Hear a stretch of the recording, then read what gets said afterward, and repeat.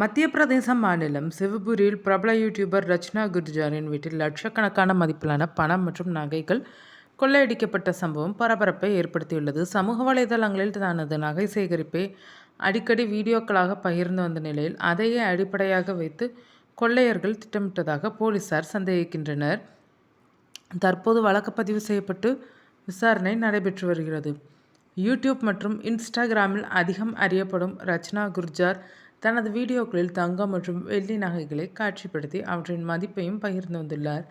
இந்த பதிவுகள் ஆயிரக்கணக்கான பார்வைகளை பெற்றிருந்தனர். தகவலின்படி கொள்ளையர்கள் அந்த வீடியோக்களை கவனமாக ஆய்வு செய்து வீட்டில் நகைகள் வைக்கப்பட்டிருந்த இடங்கள் குறித்து முன்கூட்டியே தகவல் சேகரித்ததாக கூறப்படுகிறது. சம்பவத்தன்று நள்ளிரவில் வீட்டை குறிவைத்து வந்த மர்ம நபர்கள் வெளிப்புறத்தில் பொருத்தப்பட்டிருந்த சிசிடிவி கேமராக்களை வேறு திசைக்கு திருப்பி வைத்துள்ளனர்.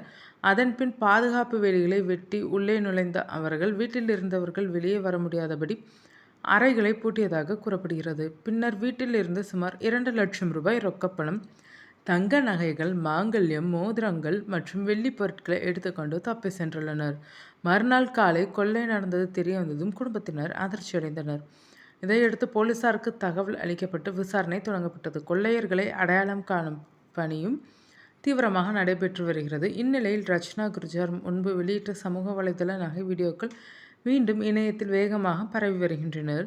பலர் பாதுகாப்பு குறித்து எச்சரிக்கைகளை பகிர்ந்து வரும் நிலையில் சிலர் கமெண்ட் பகுதியில் அவரை ட்ரோல் செய்து பதிவிட்டு வருவது கூடுதல் விவாதத்தை ஏற்படுத்தியுள்ளது.